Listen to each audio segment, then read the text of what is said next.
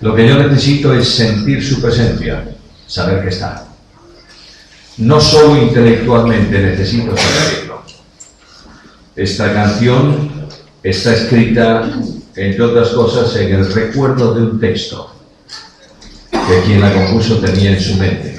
Juan en Patmos dice que sintió la mano del Señor, que le tocaba y que decía: no temas, yo soy el que vivo.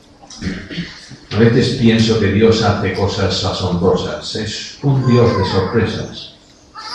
Nunca podré entender por qué Él hace las cosas, las hace. Cuando me pregunto por qué motivo Él permite que Juan, su discípulo, su ministro, su siervo, su enviado, vaya a parar, decimos en castellano, con sus huesos a la isla de Patmos, me pregunto, ¿por qué lo haces, Señor? ¿No es fiel? Sí, es fiel. Ya sé. Lo llevas a la isla de Patmos para que pueda leer los escritos del Antiguo Testamento que lleva consigo y que pueda enfocar el pensamiento hacia tu venida. También es verdad.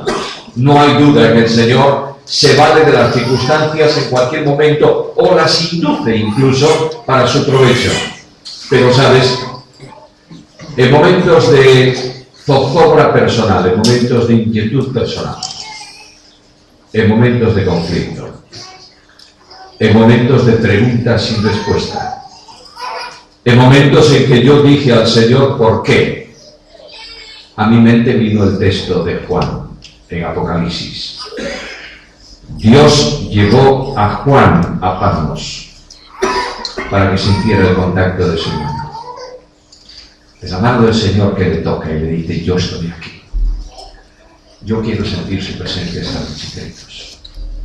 Saber que Él está aquí.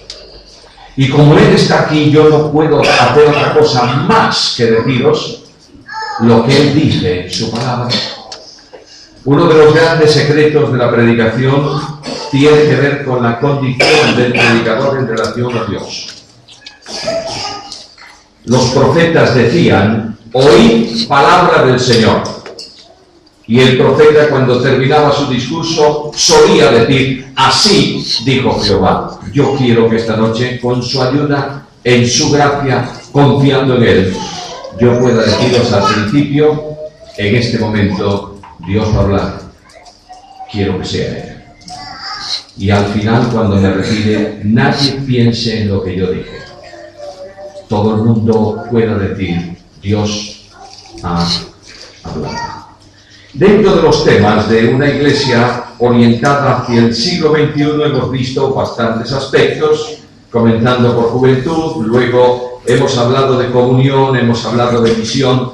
Hoy quiero hablaros sobre edificación. La iglesia para el siglo XXI tiene que ser una iglesia que piense en la edificación, es decir, en el crecimiento, en el desarrollo de la congregación conforme al propósito de Dios. Y cuando hablamos de edificación estamos hablando del pensamiento absoluto de Jesús, del propósito inexcusable para nosotros porque es su propósito.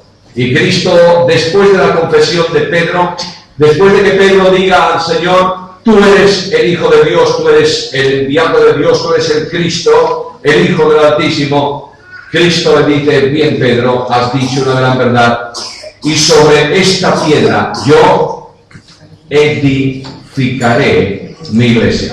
Por tanto, el programa, el pensamiento de Cristo es la edificación de un santuario para Dios.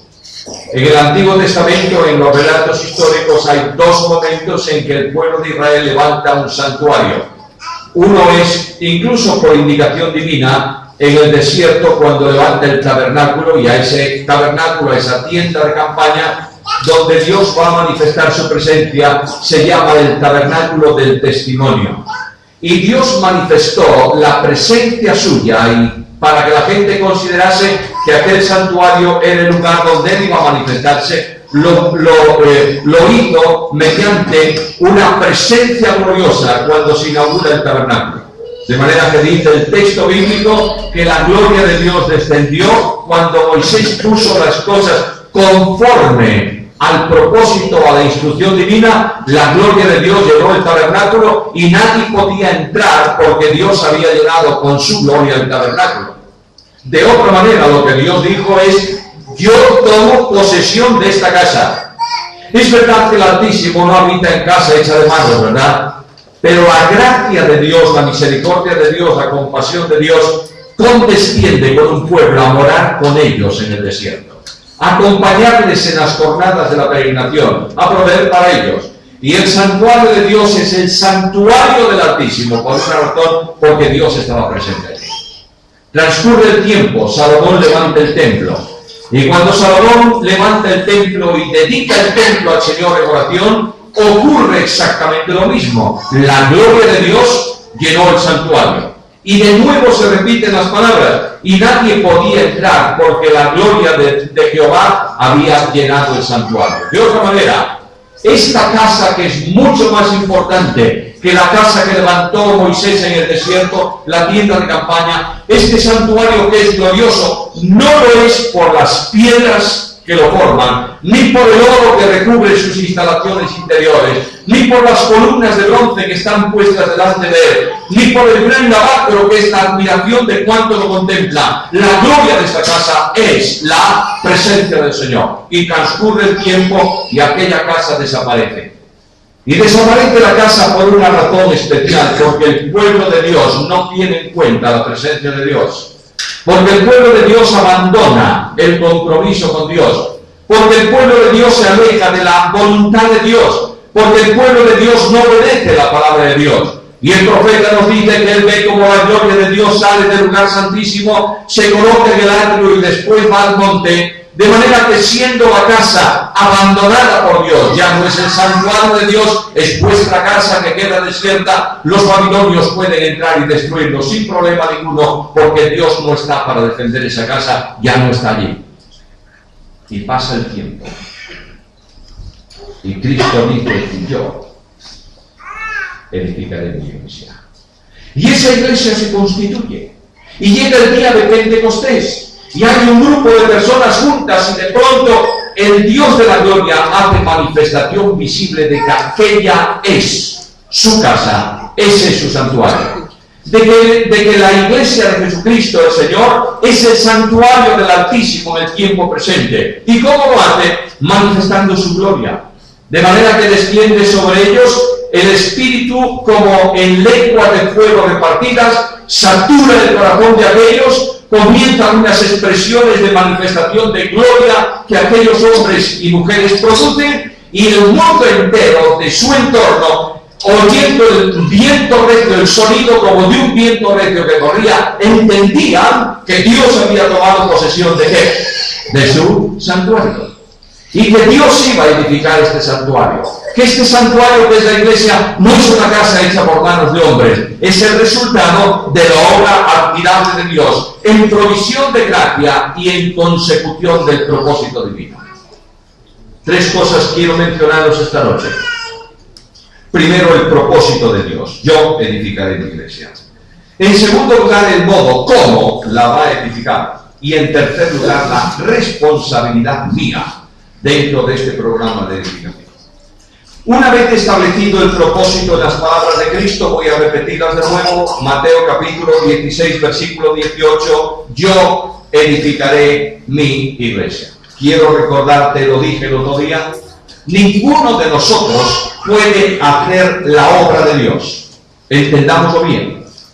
Ninguna persona, por grande que sea, puede hacer la obra de Dios, que es una obra sobrenatural y es una obra de omnipotencia. Por tanto, no podemos entrar ahí. Nosotros no somos sobrenaturales en el sentido de Dios, ni somos omnipotentes, ni lo seremos nunca. Dios trabaja haciendo su obra, utilizándonos a nosotros como instrumentos para llevarla a cabo. Pero recuerda bien esto: no es tu obra, es la obra de Dios. La Iglesia Universal es la obra de Dios en gracia, en la que Cristo actúa y edifica, y la Iglesia local es exactamente lo mismo. Es el edificio espiritual que Dios está produciendo y está levantando con instrumentos humanos que colaboran, que los integran en su servicio. Tengamos esto muy en cuenta, queridos. Ninguna iglesia local es de propiedad humana. Es la iglesia de Cristo. Nadie edifica la iglesia de Cristo a su forma, porque es su obra. Yo edificaré mi iglesia. Dios establece la base del edificio. Estos días, ayer fue ayer, sí, estaba con unos amigos en Úbeda, viendo la sinagoga del Alba. Y he visto que o me dijeron, me enseñaron, que cuando removían los cimientos para construir una casa y poner nueva cimentación, apareció eso que estaba debajo, ¿verdad? ¿Qué es? ¿Por qué apareció aquello? Porque para levantar un edificio hay que poner cimentación. Le preguntaba al arquitecto, ¿por qué veo yo, o es que yo veo mal, las paredes están un poco desplomadas? Dijo, naturalmente es el peso de las piedras de arriba, pero no sé, que han movido un poquito la cimentación y se produjo eso. Bueno, no entiendo nada de arquitectura, ni quiero meterme en eso, pero sé que para levantar un edificio hay que poner una buena cimentación. Cuando nosotros levantábamos en Vigo, se construía en Vigo el edificio que hoy es la sede de nuestra congregación allí, estaba una mañana en el solar una máquina de estas, un cazo de estos grandes, sacando tierra para ahondar allí en la cimentación, y de pronto casi desapareció. El piso, el suelo donde estaba ella se desplomó. Apareció un tremendo socavón allí debajo lleno de agua. Nadie sabía que allí debajo había una gran mina de agua. El arquitecto que vio aquello dijo, ¿qué problema vamos a tener? Empezó a inyectar cemento y yo sé que allí debajo el agua desapareció, luego apareció en la casa de al lado, pero nosotros puedo aseguraros que nunca más tuvimos agua, porque es que allí no sé cuántas toneladas de cemento hay. Lo que sí dijo él después al aparejador, no hay ningún problema para levantar ahora, porque esto no mueve ni una bomba atómica. Le puso un buen cimiento. Dios construye una iglesia a prueba de poderes infernales y coloca el único y mejor cimiento posible. Escucha la Biblia. Yo edificaré mi iglesia sobre mí mismo. Cristo es la roca de los siglos. El Dios de la gracia lo envía al mundo para cimentar la iglesia. Pero esta obra de cimentación, de establecer el cimiento, cuesta a Dios un precio infinito, la sangre de Jesucristo. La obra de la cruz es la única posibilidad para la edificación de la iglesia. Y cuando voy al capítulo 4 de la carta a los Efesios, en el versículo 9, donde se habla de iglesia y de estructura de iglesia y de dones de iglesia, el apóstol Pablo dice, ¿y quién es el que ascendió? Sino el que primero descendió a las partes ¿qué? Más bajas de la tierra. Es decir, para poder salvar al más perdido de los pecadores, el Hijo de Dios tuvo que descender a las partes más bajas de la humanidad para ser el sustituto del más vil de los pecadores.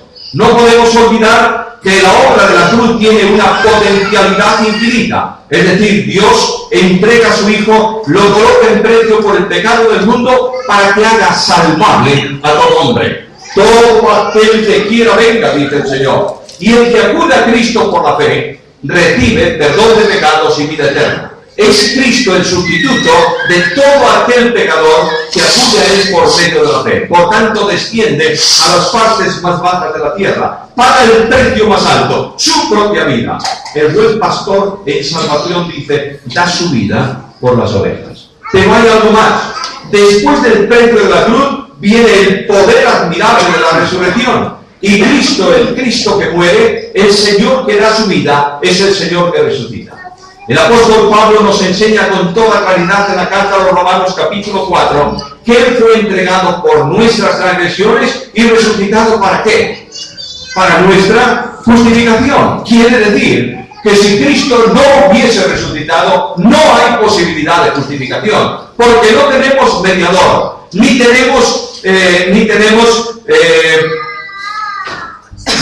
propiciatorio, no propiciador, propiciatorio, exhibe la sangre en la presencia de Dios. Por tanto, era necesaria la resurrección. Pero algo más, el cimiento que se coloca en la parte más baja de la tierra para sustentar el edificio formado por piedras de la cantera del mundo, que resucita para la justificación de los que creen, también es exaltado hasta los cielos, para que no solamente sea la roca de sustentación, sino también la cúpula del edificio.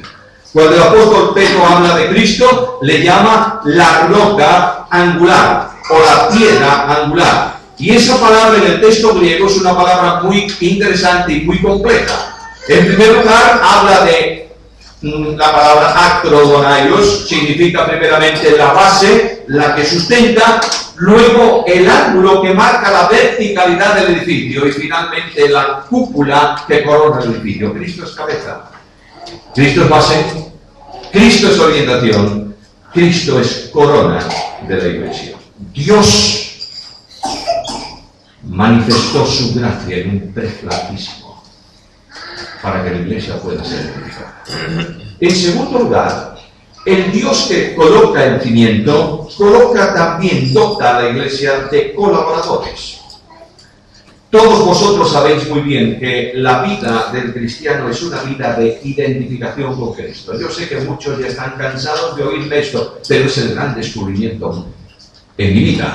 Por tanto, no puedo dejar de decirlo. Que la vida cristiana es esto. Para mí, el vivir es Cristo. Luego, no se trata de una relación intelectual, ni de una relación religiosa, ni de una relación teológica.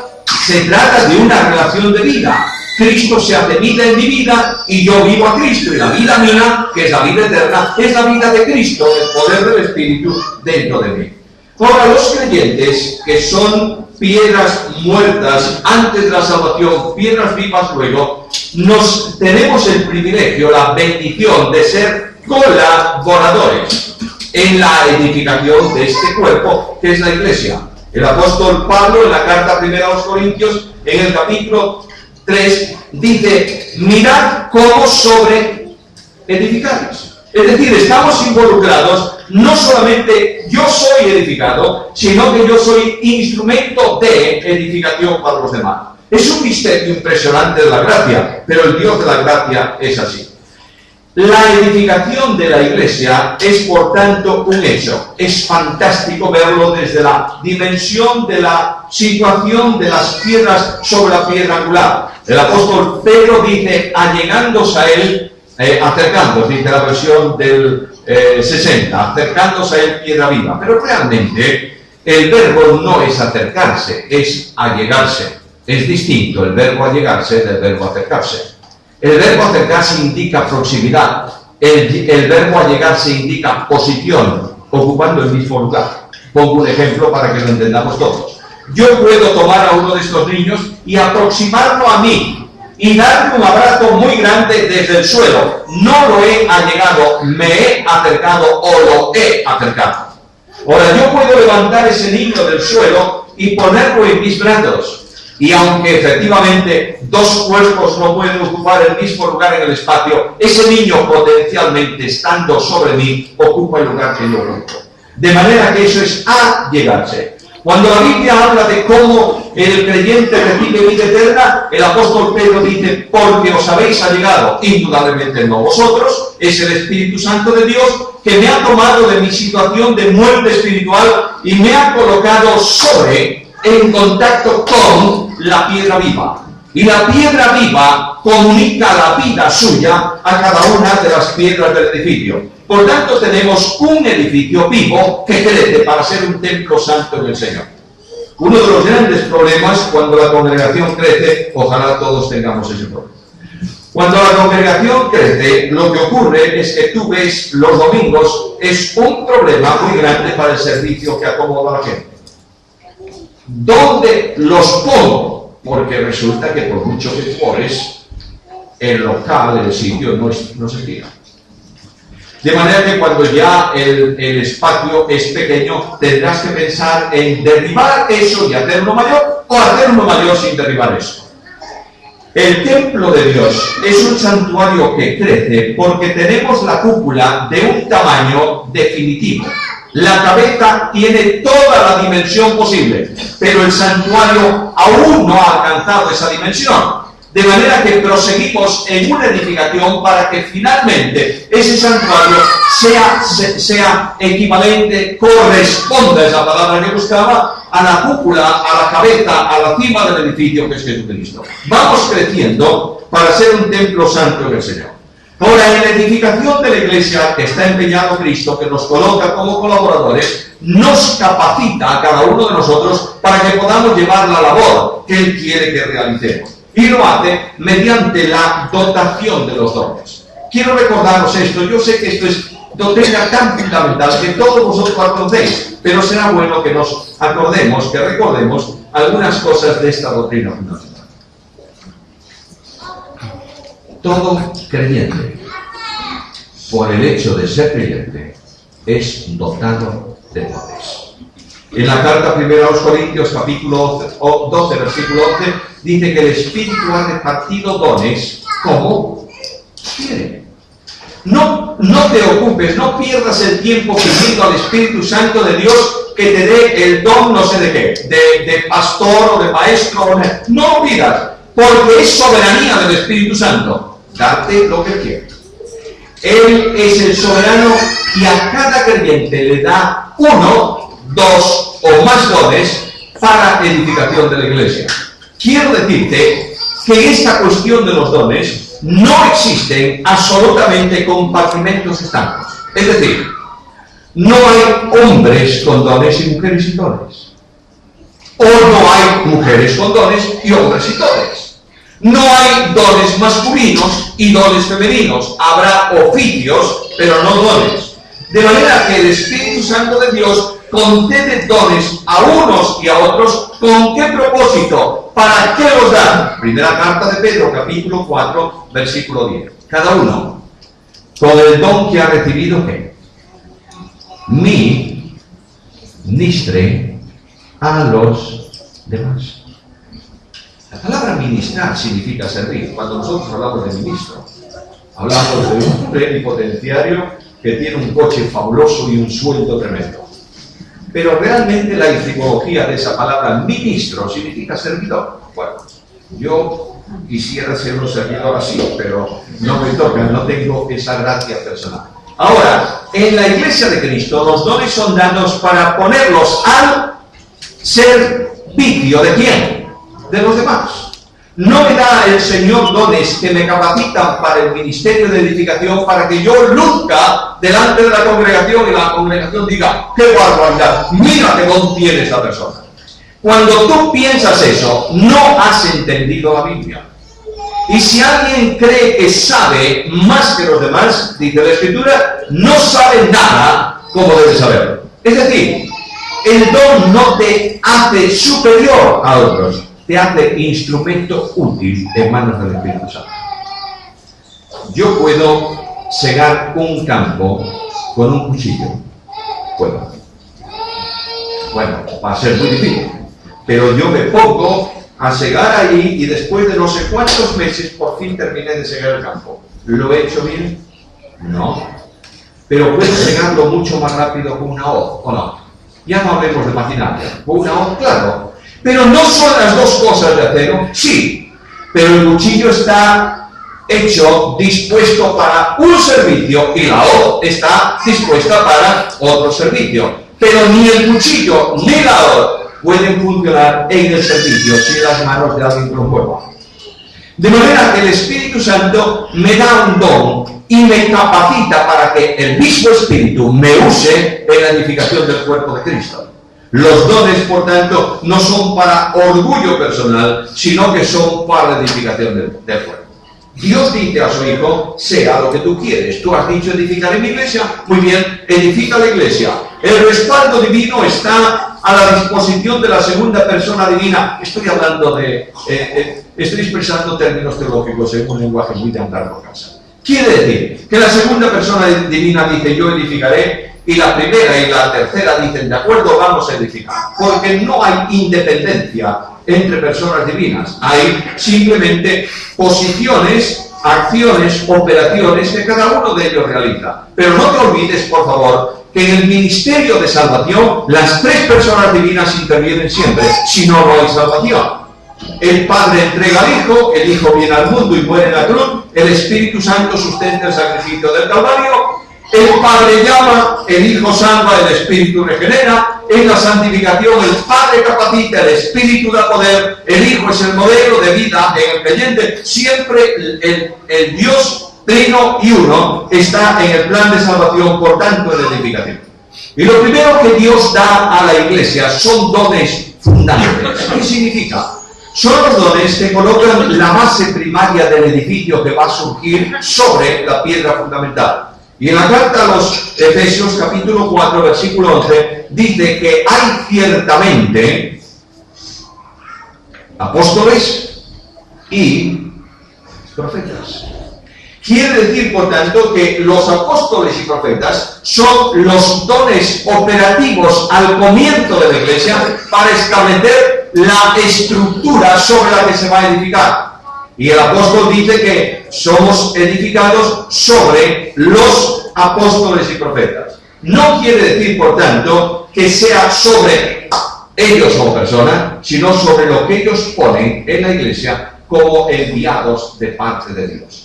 Ahora bien, esos dones son necesarios para la fundación, para el fundamento, para la estructura del edificio. Ahora, esos dones ya no son operativos en el tiempo presente, por cuanto ya está colocado. Por cuanto ya la Escritura se ha llevado a cabo. Nadie puede venir hoy para decir a la iglesia, tengo una nueva revelación de Dios que no está en la Biblia o no coincide con la Biblia. No puede ser. Está dada todo cuanto necesitamos.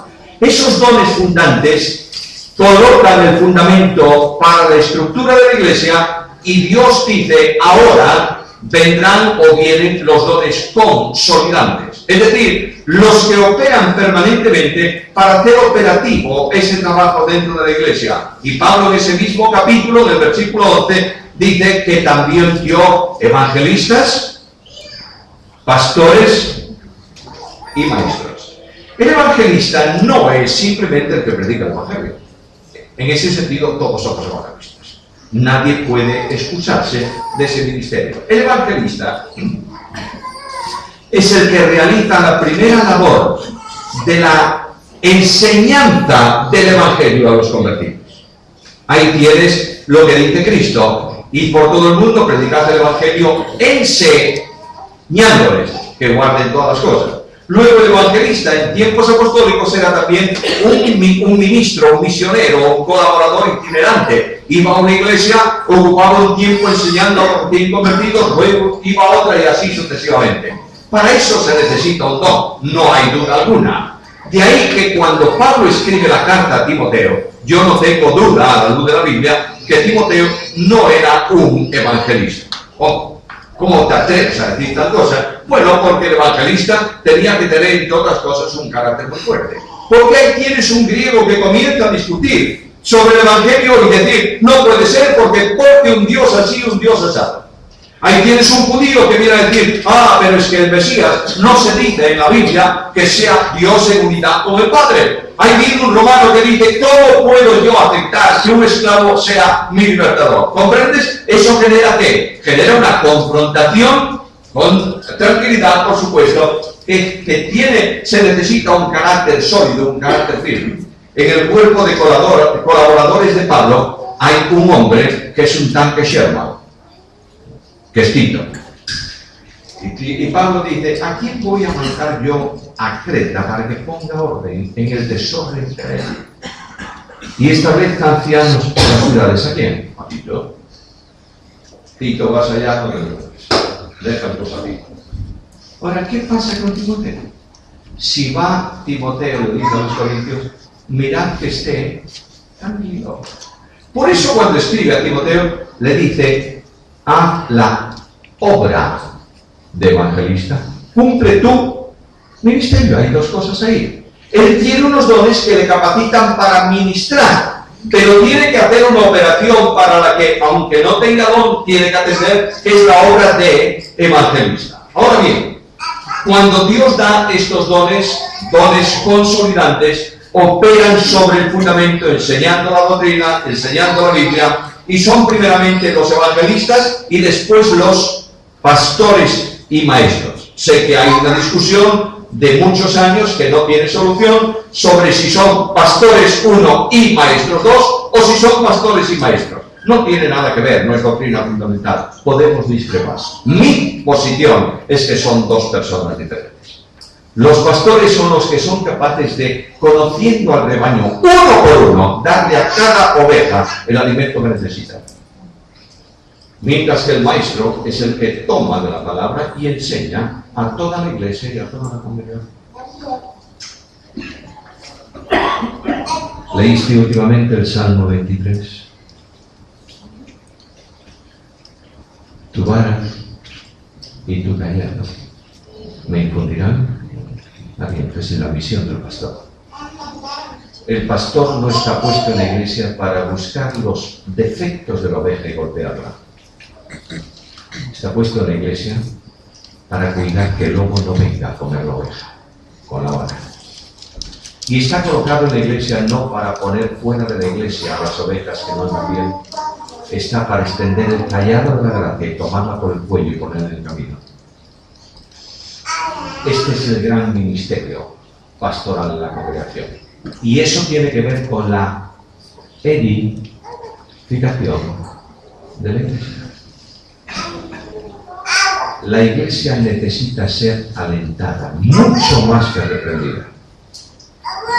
La iglesia necesita ser consolada porque el ministerio profético, en la carta a los Corintios, el apóstol Pablo lo dice, el que profetiza, profetiza para aliento, exhortación y consolación. No hay nada que destruya más a un creyente que tiene un problema que un golpe. Quiero deciros que los creyentes son imperfectos. No, somos imperfectos, ¿verdad? Lo que quiere Satanás es que tú tengas en tu alma el concepto de que eres una miseria, para que cuando vengas al culto vengas tan desastrosamente defraudado de ti que no seas capaz de adorar ni levantar tus ojos al trono de gracia. Quiero decirte con la autoridad de la Biblia, tus pecados te son perdonados. No hay disculpa para que vivas en el pecado. Por favor, ¿entiendes esto? La iglesia tiene que ser disciplinada, por supuesto que sí. Pero lo que quiero deciros es que en Cristo Jesús Dios nos ve perfectos y podemos acercarnos al trono de gracia para obtener los recursos mucho más. Con Él estáis ya, ahora mismo, sentados en los lugares celestiales. Y estos pastores que cuidan del rebaño tienen también los maestros. ¿Cuál es el objetivo? Mira, por favor, Efesios capítulo 4 y versículo 12. ¿Por qué todo esto?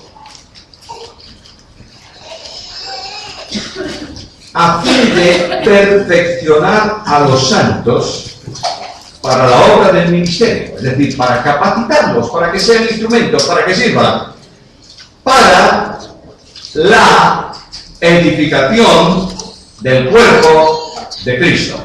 Luego, todos estos dones dados a la iglesia tienen que ver con la edificación, la capacitación, la madurez espiritual de los creyentes que sean capaces de trabajar en la edificación del cuerpo de Cristo, como dice ahí el apóstol. Bueno, hay muchísimo más en esta teología de la edificación, pero quiero pasar al punto 2. ¿Cómo se edifica? En primer lugar, la iglesia es edificada por la palabra, enseñada y aplicada. Cuando Pablo escribe la carta 2 Timoteo, es el testamento espiritual de Pablo, es la despedida de Pablo. Pablo no va a escribir más cartas. Pablo terminó su ministerio. Él dice, he acabado la carrera, ya está, no hay más cosas. Cuando escribió antes las cartas de la prisión, dice, yo quisiera ser desatado y partir y estar con Cristo, lo cual es muchísimo mejor, pero sé que porque es necesario, yo me quedaré. Bueno, ahí tienes a un hombre que sabe que no ha concluido la carrera que Dios le ha dado. Al final dice, Timoteo, esto se terminó. Si no vienes pronto no me vas a ver, porque he acabado la carrera. Ahora en esa carta le dice a Timoteo, Timoteo, te ruego, te exhorto, te coloco bajo juramento, te pongo delante de Dios y de sus ángeles, y te digo que prediques ¿qué? La palabra. Nada más. No tus ideas personales. Predica la palabra. ¿Y por qué tengo que predicar solo la palabra? Porque lo hizo Jesús. Jesús ora a su Padre y le dice reiteradamente, la palabra que me diste, les he dado. Fíjate que Jesús, el Señor, cuando predica expositivamente y cuando enseña, lo único que está haciendo es tomar la palabra y darle a la palabra el sentido que tiene el pensamiento de Dios. No otra cosa. No hacer como hacían los fariseos, que tomaban la palabra y enseñaban la palabra desde la literalidad absurda de la letra y conculcaban los mandamientos para convertirlos en un pretexto contra su conducta nefasta. Los fariseos predicaban la Biblia pensando en su interés. Los fariseos enseñaban la palabra de Dios pensando en la posición que ocupaban, que nadie los sacase de ahí. Es mi posición, es mi privilegio. Cristo no. Cristo dice a las gentes, no vale para nada que os acerquéis a Dios si no tenéis unas manos limpias y un corazón. El Cristo de la Biblia es el Cristo del ejemplo. El Cristo que edifica la iglesia, por tanto la edifica así, con su palabra. Ahora hay una razón segunda, ¿por qué tengo que enseñar la palabra? Por la eficacia de la palabra. En la carta a los Hebreos, en el capítulo 4 y versículo 12, dice que la palabra de Dios es viva y eficaz. Luego no hay nada que pueda discernir las intenciones y los pensamientos del corazón más que la palabra. No podemos permitir que en la iglesia se enseñe lo que no es absolutamente palabra. No podemos permitir, el liderazgo de la iglesia no puede permitir que la congregación sea llevada a reflexiones. Hay que llevarlo a la palabra. Y todo aquello que no concuerde con la palabra no puede ser enseñado en la iglesia si queremos que sea edificada. Por tanto, la palabra, ¿sabes por qué la palabra de Dios es poderosa para actuar? Porque es inspirada por Dios. Cuando Dios selecciona el autor y le comunica el mensaje y le manda a escribir, está supervisando lo que ese autor escribe. De manera que cuando el autor termina la escritura, todo lo que ha escrito es solo y únicamente ¿qué? ¿Palabra de quién? De Dios. Y luego el Espíritu Santo de Dios sopla sobre el escrito bíblico y le da vida, poder y vitalidad. Por tanto, no hay nada para edificar la iglesia si no es la palabra de Dios. El problema gravísimo está en afirmar solo ciertas doctrinas fundamentales y dejar el resto. ¿Dónde lo dice? Lo dice en Hebreos. Mira un momento la escritura. Carta a los Hebreos, capítulo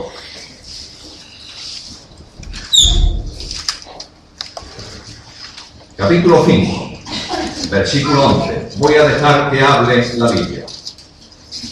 Acerca de esto tenemos mucho que decir y difícil de explicar, por cuanto os habéis hecho tardos para oír, porque debiendo ser ya maestros después de tanto tiempo, tenéis necesidad de que se os vuelva a enseñar cuáles son los primeros rudimentos de las palabras de Dios, y habéis llegado a ser tales que tenéis necesidad de leche y no de alimento sólido. Y todo el que participa de la leche es inexperto en la palabra de justicia porque es niño, pero el alimento sólido es para los que han alcanzado madurez, para los que por el uso tienen los sentidos ejercitados en el discernimiento del bien y del mal. Por tanto, dejando ya los rudimentos de la doctrina de Cristo, vamos adelante a la perfección, no echando otra vez el fundamento del arrepentimiento de las obras muertas, de la fe en Dios, de la doctrina de bautismos y de la imposición de manos y de la resurrección de los muertos y del juicio eterno. Y esto haremos en verdad, si Dios lo permite. El infantilismo viene cuando estamos siempre enseñando la misma cosa en cortamos. ¿Es malo enseñar la doctrina fundamental una y otra vez? No, por favor, todo lo contrario. No es malo, es que es necesario. ¿Entendéis? No podemos avanzar a una teología profunda sin poner el fundamento. Pero lo que está diciendo el escritor de la carta a los hebreos es que la congregación necesariamente necesita salir de una situación que se produce cuando no se enseña toda la palabra. ¿Sabéis cuál es la situación? Infantilismo espiritual. Este infantilismo espiritual produce un problema muy serio en la congregación. Lee la carta a los Corintios y verás que los infantiles de Corinto, que se creían muy grandes, estaban dividiendo la iglesia. Porque unos se llamaban de Cristo, otros se llamaban de Pablo, otros se llamaban de Cefas, otros se llamaban de Apolos. ¿Qué estaban haciendo? Habían generado maestros conforme a su picó de oídos, dice el texto griego, para que le enseñasen lo que ellos querían. Pero no eran capaces de discernir el cuerpo del Señor. Escucha, por favor. Si no eres capaz de entender que todo nacido de nuevo es tu hermano en Cristo y lo amas sin condiciones y participas del pan y del vino, en otra forma estás comiendo juicio. Y el apóstol Pablo habla a aquellos. Y algunos dicen, si yo conozco la Biblia y la doctrina, si tengo dones, si somos maestros, ¿y sabe lo que dice Pablo? No puedo hablaros como hombres, porque sois niños. Y el apóstol Pablo dice que una iglesia está siendo siempre llevada de aquí para allí por todo viento de doctrina, porque cuando son niños, son infantiles. Yo conozco iglesias en la actualidad que están siendo zarandeadas por un campo o por el otro. ¿Por qué?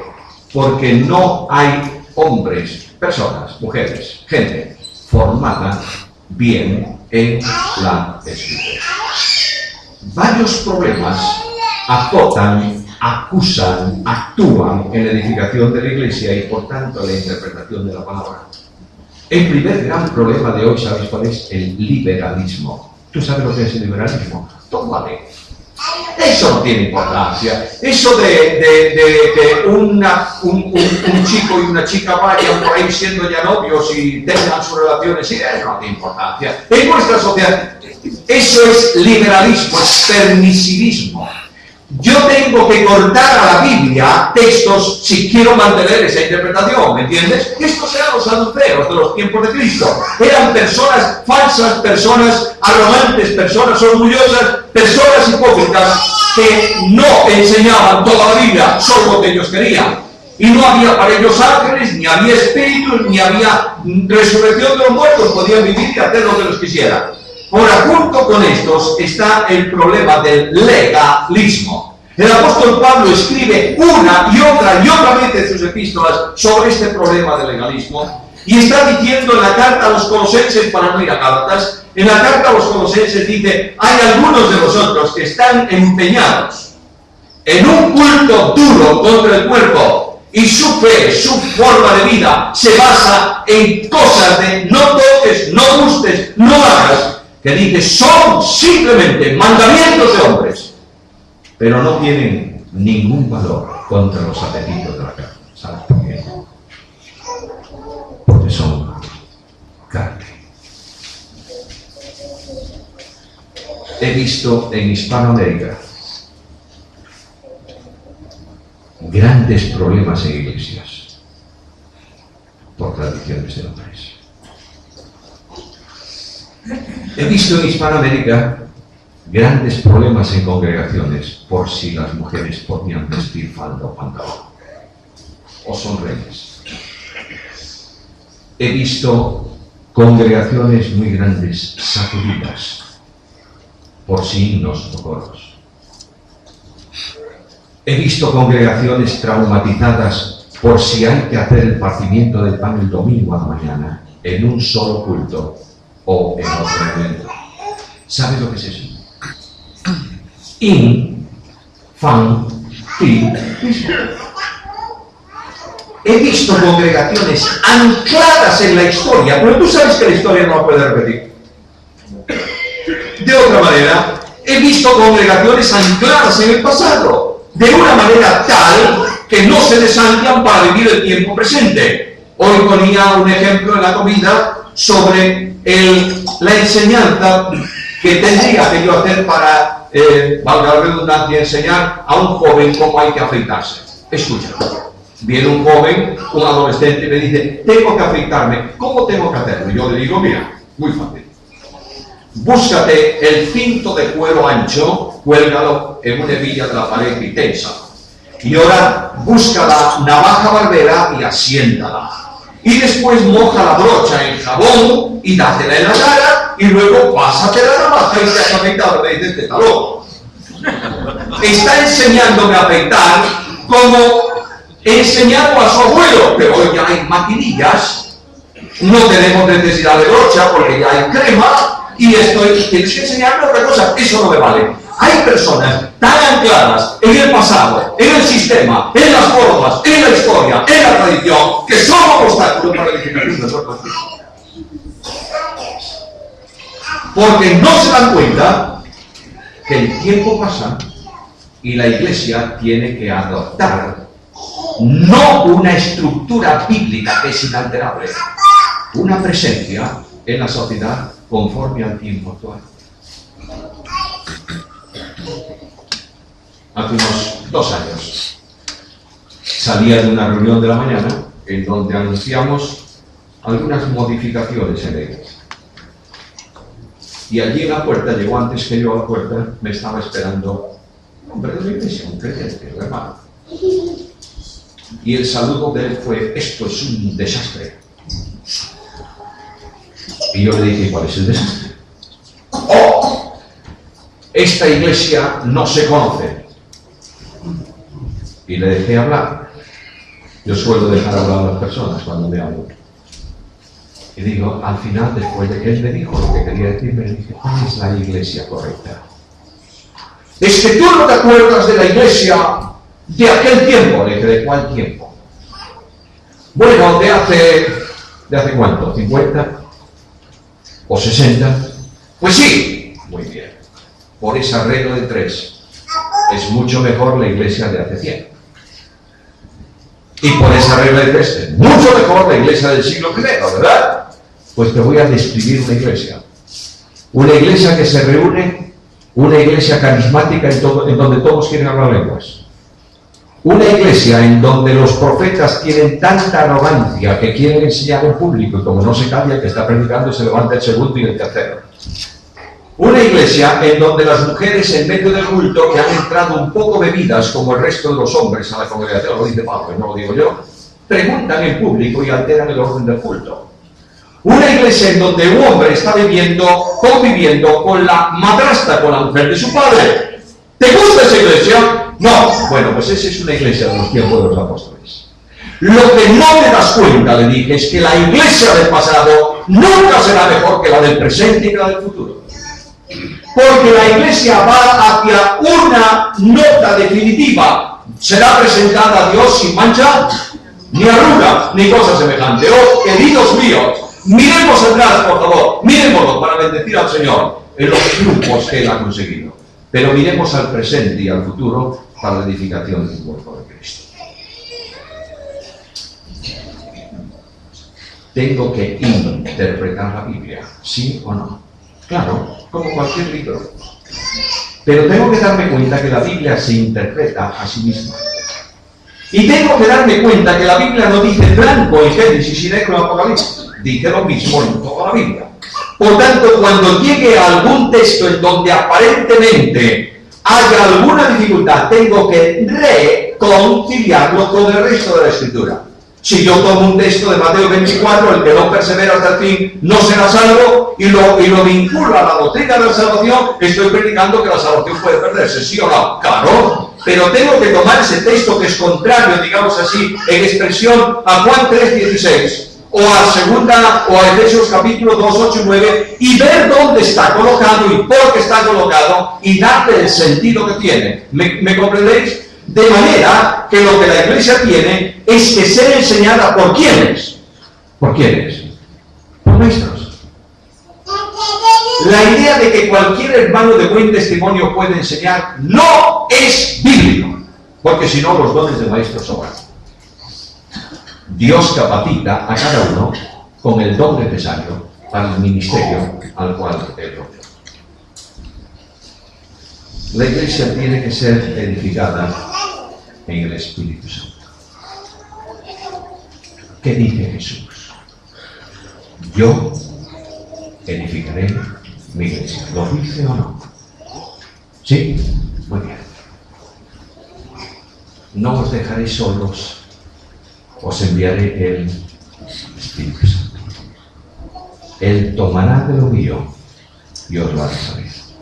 El Espíritu Santo es el vicario de Cristo en la tierra.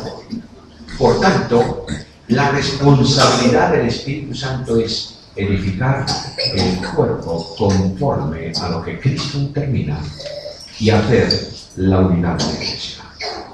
El Espíritu Santo está puesto para controlar la acción de la iglesia. El Espíritu Santo está puesto para dar dones a la iglesia.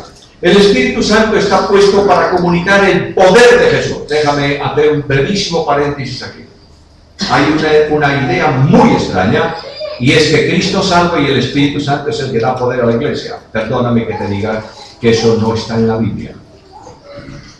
El poder divino para el hombre y por supuesto para el creyente no puede proceder sino de la segunda persona, que es el único mediador entre Dios y los hombres y hace asimilable al hombre el poder de Dios. Escucha lo que dice Pablo cuando está preso. Todo lo puedo en el poder del Espíritu, ¿sí?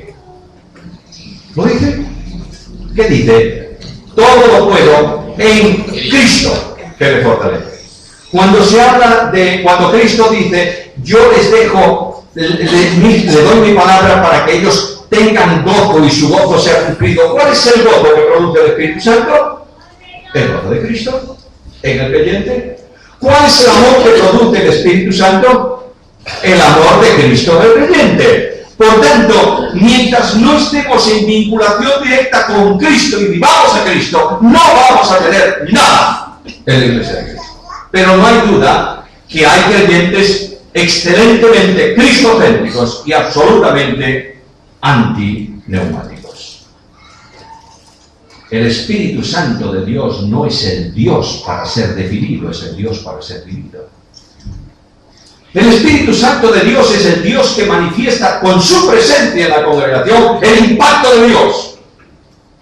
Y cuando el Espíritu de Dios se manifiesta con su impacto, no hay shows en la iglesia, ni hay algarabía en la iglesia, pero hay una sensación de presencia de Dios que conmociona al pueblo de Dios, que hace tributar alabanza y gloria a su nombre, que te hace sentir en la presencia de Dios y que actúa en la restauración y en la salvación. Hermanos amados, la iglesia que se edifica para el siglo XXI es la iglesia que depende de Cristo y vive en el poder del Espíritu. Amén. Y si no tenemos el poder del Espíritu, no podemos edificar.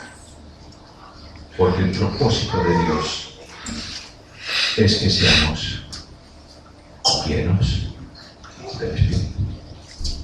Voy a terminar. ¿Cuál es mi responsabilidad? Si Dios me ha dado dones, tengo que edificar, no destruir. Tengo que edificar. La vía escritural es la edificación de la iglesia, pero tú sabes cómo es esa vía, descansa en dos calles, como una autovía, en el temor del Señor y en la fortaleza del Espíritu. En Hechos capítulo 9 se nos da una nota: las iglesias crecían siendo edificadas en el temor del Señor y en el poder del Espíritu. De manera que aquí tenemos como mi primera responsabilidad. Si yo voy a edificar en la iglesia y tengo que poner mis dones al servicio, no puedo hacerlo si no amo a mis hermanos. El amor a los hermanos forma parte incuestionable de cualquier ministerio. Una persona que quiera ministrar, que quiera servir y que no ame, debe retirarse del ministerio. Una persona que no mire a su hermano para darle un abrazo y para extenderle una sonrisa y para decirle te amo, no tiene derecho a llamarse cristiano. ¿Sabes por qué?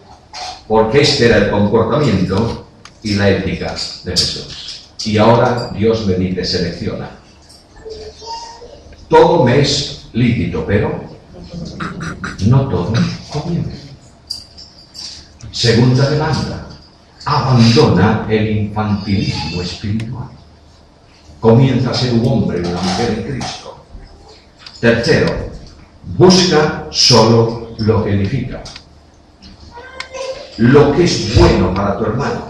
Ninguno busque su propio bien, sino el de los otros.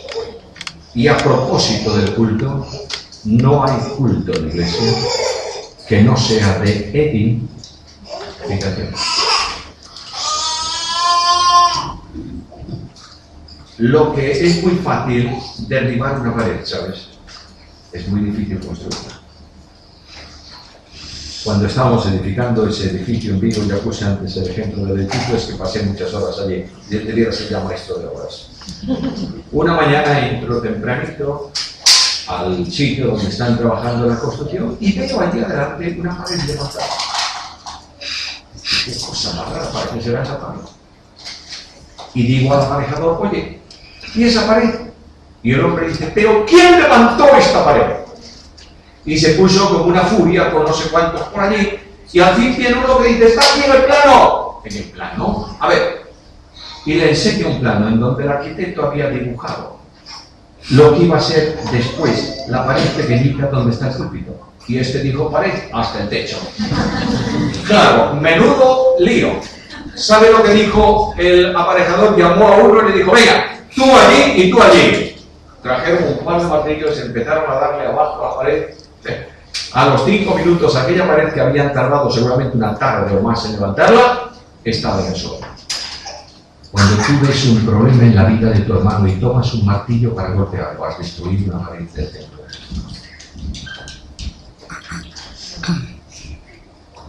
No hay que destruir, hay que edificar. Tienes que vivir vidas ejemplares. ¿Sabes cómo? Porque para mí el vivir es Cristo. Tienes que buscar conversaciones edificantes. El apóstol Pablo en la carta a los Efesios dice, en verdad, lo que tiene que ver con la verdad.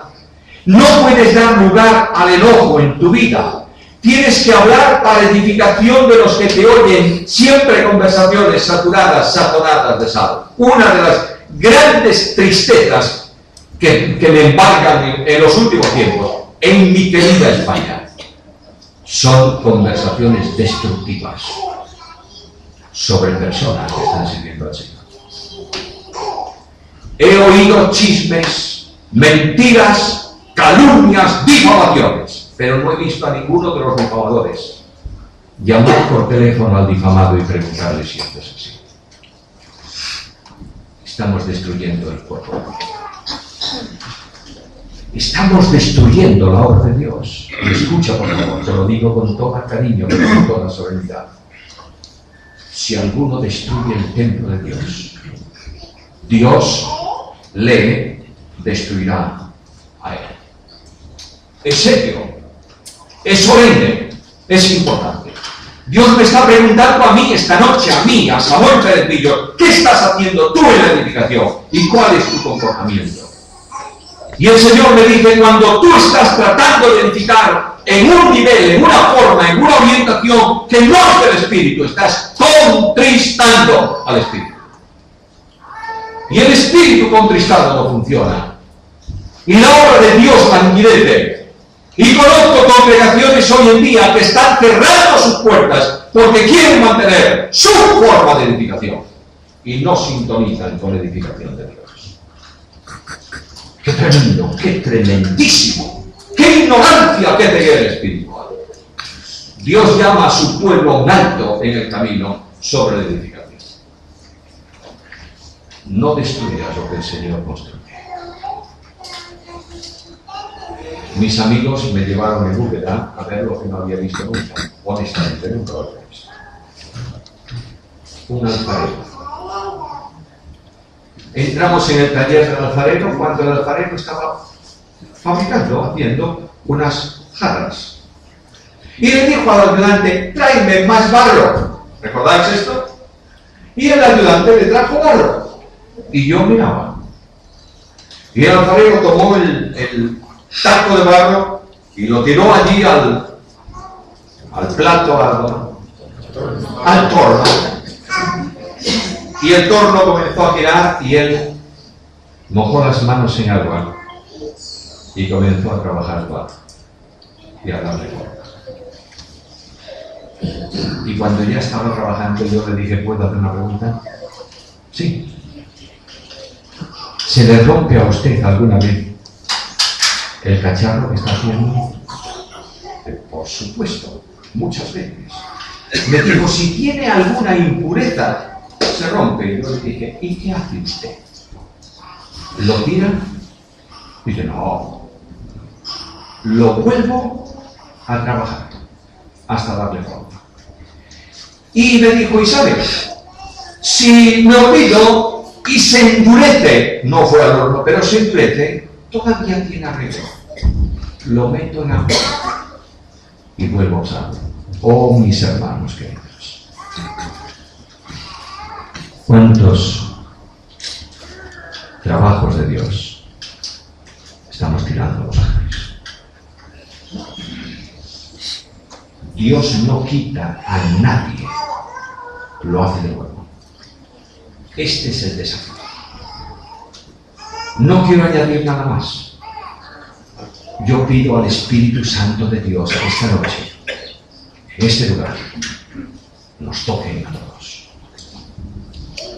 Que el Espíritu de Dios con su dedo toque la miseria de mi alma y me haga ser un instrumento útil en las manos del Señor.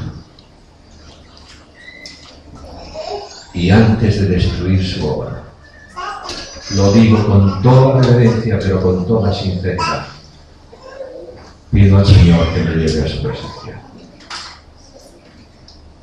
Es el tiempo de la decisión, el tiempo del impacto, el tiempo de poner una iglesia en orientación del siglo XXI. Es vuestra responsabilidad y es vuestro privilegio. Que el Dios de la gracia haga su obra con vosotros.